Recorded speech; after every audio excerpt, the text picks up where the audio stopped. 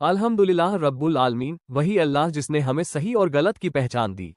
दरूद व सलाम हो हमारे प्यारे नबी हजरत मोहम्मद पर, जिनकी जिंदगी और फरमाने इंसानियत के लिए रहनुमाई है। आइए अब एक मुबारक हदीस सुनते हैं।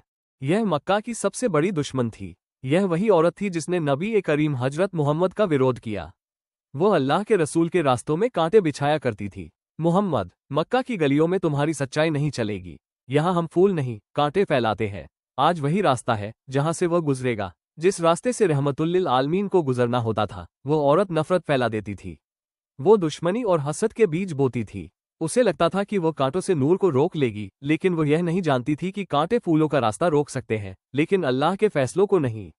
आइए अब आपको उस दौर में ले चलते हैं, अबू लहब और उसकी बीवी उम्मे जमील के जमाने में, जब मक्का की गलियों में नफरत और दौलत का नशा चरम पर था। ये कहानी शुरू होती है उस लम्हे से जब पहली बार मक्का की फिजाओं में ला इलाहा इल्लल्लाह की सदा गूंजी। अरे, कहाँ जा रहे हो? क्या तुम्हें नहीं पता? सफा पहाड़ी पर एक सच्चा पैगंबर सबको बुला रहा है।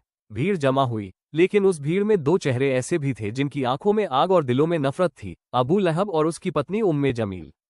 3 साल तक हुजूर अकदस ने खामोशी से इस्लाम की दावत दी। औरतों में सबसे पहले हजरत खदीजा रज़े ईमान लाई, मर्दों में हजरत अबू बकर सिद्दीक रज़े, लड़कों में हजरत अली रज़े और गुलामों में हजरत जैद बिन हारिसा रज़े। इन 3 सालों में मुसलमानों की एक छोटी जमात तैयार हो गई। फिर अल्लाह का हुक्म आया, ए मेरे महबूब, अपने करीबी रिश्तेदारों को अल्लाह की तरफ बुलाइए।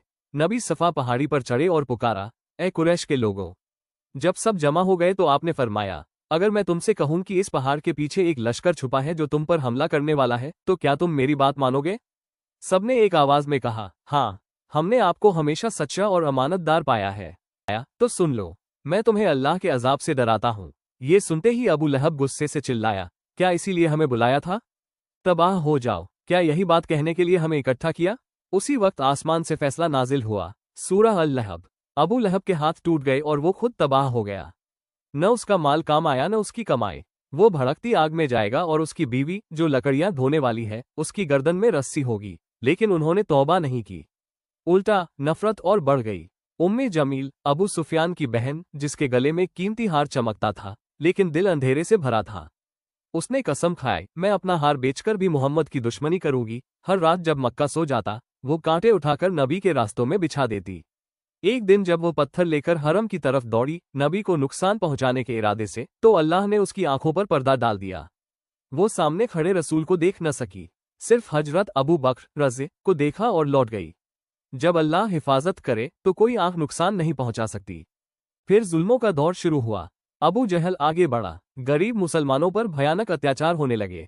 बिलाल रज़े को रेत पर घसीटा गया, सीने पर पत्थर रखा गया, लेकिन उनकी जबान पर बस एक ही आवाज थी, अहद अहद। सुमैया रज़े को शहीद कर दिया गया। अम्मार रज़े को सताया गया। फातिमा रज़े ने अपने पिता के कंधों से गंदगी हटाई। लेकिन याद रखिए, जुल्म हमेशा हारता है और हक हमेशा जीतता है। अगर आपको ये कहानी पसंद आई हो तो वीडियो को लाइक करें, कमेंट में